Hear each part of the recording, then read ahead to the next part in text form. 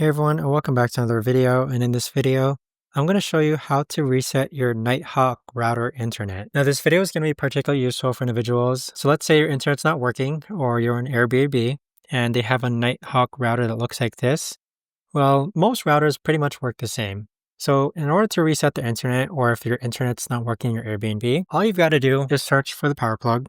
So it's usually this one here. Anything that has like a plastic covering it in it, that's usually the Ethernet cable. All you've got to do is simply just pull this out until the power lights go off. And then normally you want to leave it off for about like 30 seconds or so. And then once 30 seconds have passed, simply just plug it back in and you should see the light turn back on. So give it a couple seconds ago or so to actually go ahead and return back on. But by pulling that plug and then replugging that back in, that should be able to go ahead and reset your Nighthawk internet router. But that right there, guys, is the best and easiest way that I know of to actually go ahead and reset your Nighthawk internet router.